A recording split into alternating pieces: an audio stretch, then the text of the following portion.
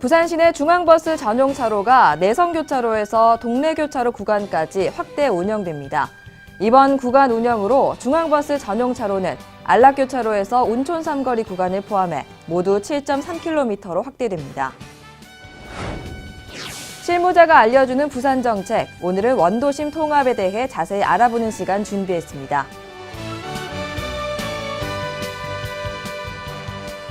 안녕하십니까. 다이내믹 부산 뉴스 이혜리입니다. 오늘 첫 소식입니다. 중앙버스 전용 차로제, 즉 BRT는 버스 전용 차선을 통해 외곽에서 도심으로 급행으로 이동할 수 있는 대중교통 시스템입니다. 지상의 지하철로도 불리는데요. 부산시는 중앙버스 전용 차로제를 지난해 원동 IC에서 올림픽 교차로 구간에 처음 시행했는데요.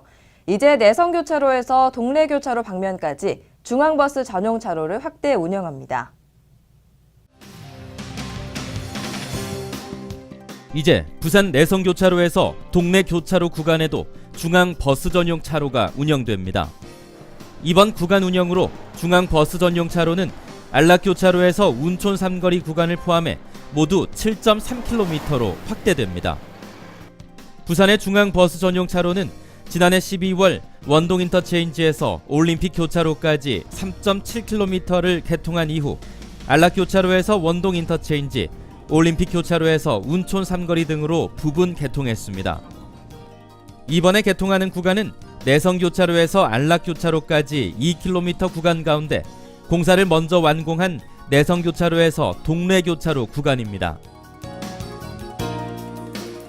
이 구간 같은 경우는 그동안 승용차의 교통 혼잡이 아주 극심했던 지역인데 교통 흐름의 영향이 버스의 간섭이 사라짐으로 인해서 승용차의 교통 흐름도 어느 정도 원만하게 흘러갈 수 있을 것이다, 그렇게 보고 있습니다.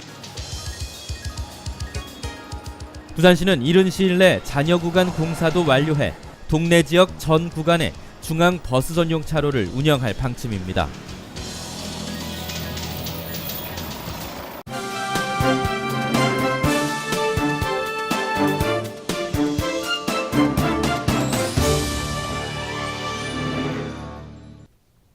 실무자가 알려주는 부산 정책 시간입니다. 부산시의 주요 정책에 대해 정책을 만들고 실행하는 실무자가 알기 쉽게 소개하고 정책에 대한 잘못된 오해는 풀어보는 시간입니다.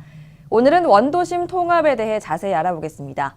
부산광역시 자치행정 담당관실 조현우 주무관 스튜디오에 나와 있습니다. 안녕하십니까? 안녕하십니까? 부산의 미래 발전을 위한 원도심 통합 업무를 추진하고 있는 조현우 주무관입니다. 부산시 중, 동, 서, 영도구 4개구 통합 논의가 요즘 뜨거운 감자입니다. 사실 2010년, 2012년 두 차례 논의된 바 있는데 무산된 사안이지 않습니까? 지금 와서 부산시가 다시 이 부산시 원도심 통합을 논의하는 이런 추진하는 배경은 무엇입니까? 지난 10여 년간 원도심 통합은 정치권, 시민단체, 학계에서 지속적으로 논의됐습니다. 올해 2월에도 북한 매립지 경계조정 갈등과 관련해 지역 언론과 학계에서 또다시 중구와 동구의 통합을 제기했습니다. 우리 시는 많은 고민 끝에 지난 3월 위축된 원도심의 경제 활성화와 균형 발전을 위해 원도심 통합이라는 화두를 제시했습니다. 특히 내년에 중구와 서구, 영도구 등 3개구의 구청장이 3선 연임으로 물러나고 원도심의 인구 감소와 고령화가 전국 최고에 달한 지금이 사실상 마지막 시기라 생각됩니다. 이에 따라 우리 시는 원도심의 미래를 위한 통합을 더 이상 늦출 수 없다는 판단하에 내년 7월 통합구 출범을 목표로 추진하고 있습니다. 통합을 추진하고 있는 4개구는 과거 부산의 중심지였습니다. 지금은 많이 변했거든요. 현재 원도심의 상황을 좀 설명해 주시죠. 현재 원도심 지역 4개구는 좁은 면적과 개발 공간 부족으로 원도심 확장은 한계에 달해 있고 발전 동력도 차츰 잃어가고 있습니다. 전국 69개 자치구를 비교한 행정안전부 인구 통계를 보면 인구 감소율은 중구 7위, 서구 5위, 동구 1위, 영도구 3위로 심각한 상황입니다. 65세 이상 인구 상승률과 평균 연령도 4개구 모두 5위권 내에 위치하는 등 최고 수준의 인구 감소와 고령화 현상을 보이고 있습니다. 또 원도심의 2016년 출생아 수는 중구 211명 등 전국 최저 수준으로 나타나 한국지방행정연구원의 분석 결과 원도심 4개구 모두 인구 감소 위험 지역이며 소멸 예상 지역으로 분류되었습니다. 인구 감소, 저출산, 고령화 이런 문제들이 있다는 건데 그렇다면 통합 후에는 어떻게 달라지게 되는지 통합 효과에 대해서 객관적으로 분석한 결과 같은 게 있습니까? 예, 있습니다. 우리 시는 지난 6월 한국지방정부학회와 부산발전연구원에 원도심 통합 비전과 발전 전략 연구 용역을 의뢰했고 최근 완료했습니다. 그 결과를 보면 먼저 통합으로 최소 923억 원에서 최대 1239억 원의 재정 절감 효과가 있는 것으로 분석되었습니다. 또한 통합에 따른 인센티브가 있는데요. 법령에 근거해서 약 1조 6천억 원의 재정 특례가 지원되고 지역개발 특례로 1조 9천억 원 규모의 부산시 원도심 발전 10대 프로젝트 사업이 시행됩니다. 또한 구에서 요청하는 사업도 정부와 협의해서 적극 지원 가능합니다. 이처럼 4개 구가 통합하면 부산시 지역 내 총생산 1위, 사업 채수 1위, 인구 3위의 통합구로서 전통과 현대, 도심과 해양이 어우러진 부산의 중심구가 탄생하게 되는 것입니다. 물론 그런 긍정적 효과도 있지만 불협화음이 생길 수도 있을 것 같은데요. 예를 들어서 혜택이 4개 구 지역 구민들에게 동등하게 분배가 되지 않는다면 지역 구민들 간의 갈등이 생길 수도 있고요. 또 행정이나 복지 혜택이 줄어들 수도 있다. 이런 목소리도 나오고 있는데 이런 부분들에 대해서는 어떻게 해결해 나갈 방침이십니까? 그 부분에 대해서는 우려하지 않으셔도 됩니다.